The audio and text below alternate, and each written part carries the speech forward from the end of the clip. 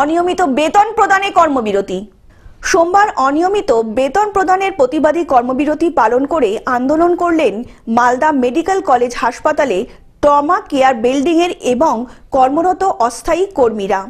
এবং অনেকে বেতনও ঠিকঠাক পাচ্ছে না, মানে টোটালি পাচ্ছে না বেতন। এবং বেতন যেটা দেওয়া উচিত 10 তারিখের মধ্যে, সেখানে বেতন দেওয়া হচ্ছে 2 মাস পর, 25 তারিখ, কোনো মাসে 25 তারিখ, কোনো মাসে 26 তারিখ এবং 30 তারিখও হয়ে যাচ্ছে। ট্রমা কেয়ার বিল্ডিং এর সামনে অবস্থান বিক্ষোভ করেন কর্মীরা। আমাদের প্রথম আমরা দিয়েছিলাম 10/9/24-এ, তো ওখান থেকে জানানো হচ্ছে আমরা বলছি, আমরা মেল করছি, এসবই বলছে। আচ্ছা, কাজ বন্ধ রেখেছে। হ্যাঁ, এবং বেতনের দাবিতেও সরব হন। আন্দোলনকারীরা অভিযোগ করেন তারা এক বেসরকারি কোম্পানির অধীনে হাসপাতালে আর বিল্ডিং এ নিয়ে অস্থায়ী কর্মী হিসাবে কাজ করেন, কিন্তু বিগত কয়েক মাস ধরে সঠিক সময়ে বেতন পাচ্ছেন না। যদি আপনাদের বেতন না মানে তাহলে কি করবেন? মানে আপনার দাবি না মানলে কি করবেন? মানে আমরা এরকম ধর্নায় বসে থাকবো, আমরা কোনো কাজ করবো না। কোন কোন গ্রুপে স্টাফ আছে এখানে?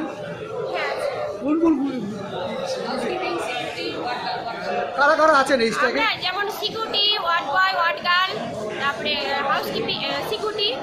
কখনো 3 মাস অন্তর বেতন পাচ্ছেন, আবার কখনো বেতন মিলছে না মাসের পর মাস। এছাড়াও কিছু কিছু কর্মীরা কয়েক সময় মাসের বেতনও ছাড়া এখানে কাজ করছেন।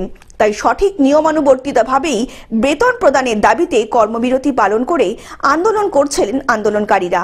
এই আন্দোলনে কাজ না হলে আগামী দিনে বৃহত্তর আন্দোলনে বাধ্য হবেন আন্দোলনকারীরা। যদিও এ বিষয়ে এখনো পর্যন্ত মালদা মেডিকেল কলেজ হাসপাতাল কর্তৃপক্ষের তরফে কোনো বক্তব্য পাওয়া যায়নি।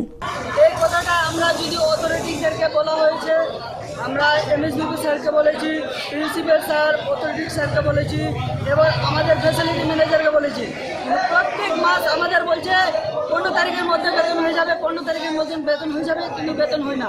ওই 26 তারিখ 30 তারিখে বেতনের মধ্যে হয়, আবার বেতন হয় কিন্তু কারো 2000, কারো 3000, কারো 500, কারো 600।